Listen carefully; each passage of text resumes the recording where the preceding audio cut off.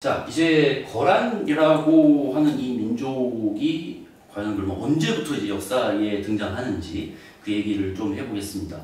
우리가 뭐 동아시아사가 됐든 뭐 세계사가 됐든 이런 이제 교과서에서 우리가 공부할 때 거란이라고 하는 이 민족이 이제 본격적인 국가의 관계로 들어서는 이야기를 907년 혹은 이제 뭐 916년 이렇게 얘기하기도 합니다.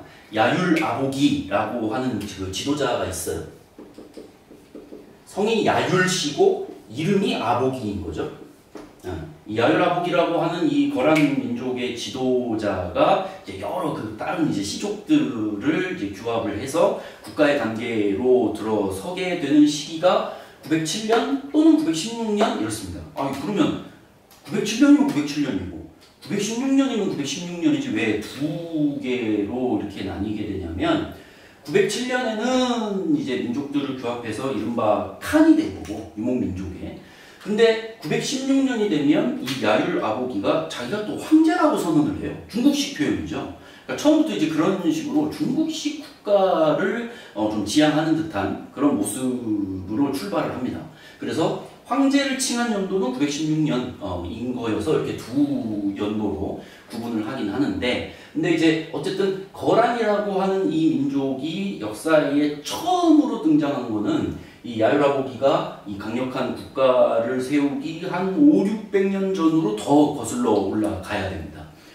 이 거란족은 지금 이제 중국의 요하라고 하는 강이 있고, 그 요하라고 하는 강의 지류에 해당하는 강이 시라무렌 강이라고 하는, 이게 교과서에서도 나오긴 하거든요.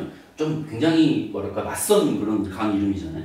시라라고 하는 말이 몽골어로 노랗다는 뜻이고 무렌이라고 하는 말이 몽골어로 강이거든요. 그래서 그냥 노란 강이에요. 그렇게 알고 계시면 될 것 같고요. 그래서 지금 그러니까 요하의 지주라고 있기 때문에 지금 이제 우리가 늘 얘기하는 뭐 요동, 뭐 요서, 그 언저리에서 이제 유목 생활을 하면서 살아갔던 민족이었던 거죠. 그러니까 지금의 몽골 초원에 처음부터 살았던 민족은 아니라는 거예요. 지금의 몽골 초원보다는 좀 동쪽 지역에서 원래 자리를 잡고 살았던 민족인 거죠. 그래서 그 광개토대왕 얘기할 때도 광개토대왕이 막 여기저기 막 점령하고 공격하고 다닐 때 그 공격 대상 중에 거란도 있어요.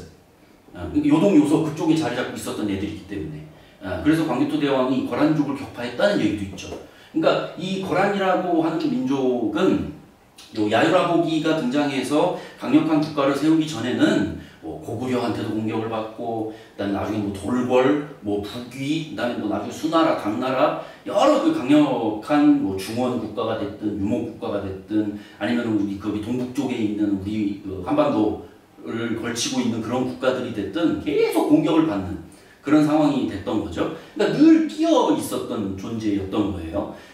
그럼에도 불구하고 그 5, 600년 동안 말하자면 줄을 잘 탄 거죠. 강력한 국가에게 뭐 복속을 하든 아니면 또 뭐 배신을 해서 어디로 옮기든 이런 식으로 계속 그 살아남고, 결국 그렇게 오랫동안 살아남은 결과 이제 야율아보기라고 하는 이 강력한 지도자가 등장을 하면서 이제 거란이라고 하는 이제 제국을 만들게 되는 거죠. 우리가 이제 거란을 민족의 이름으로 이제 알고 있고, 그 다음에 야율아보기가 세운 국가의 이름도 거란이에요. 그냥 민족 이름이 곧 국가 이름이 되는 거죠. 그리고 야율아보기의 이제 아들이 이제 두 번째 황제가 되는데, 그 황제 때에 한자 국호를 또 만들죠. 대요라고 해가지고 큰 요. 그러니까 우리가 이제 요나라 그러잖아요. 그 요입니다. 근데 이제 정식 국호는 앞에 클 때자가 붙어서 대요 이렇게 얘기를 해요. 근데 이제 우리는 그냥 편의상 대자는 늘 이렇게 빼고 요나라 이렇게 얘기를 하는 거죠.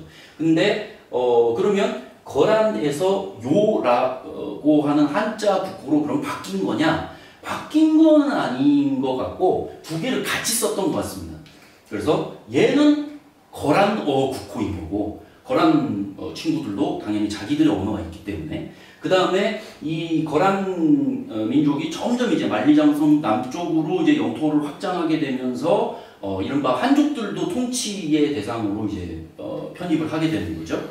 그러면 이 한자를 쓰는 문화권에 있었던 사람들도 자기가 무슨 국가에 속해 있는지 그 이름은 알아야 되기 때문에 이제 그런 것들을 위해서 아마 한자 국호를 이렇게 또 만든 것이 아닌가라는 생각이 듭니다. 그래서 이렇게 두 가지 국호를 병행해서 가지고 이제 국가를 이끌게 되는 거죠. 그래서 이 나라의 초기 역사가 뭐 얼추 이렇다라는 정도로 알고 계시면 좋을 것 같습니다.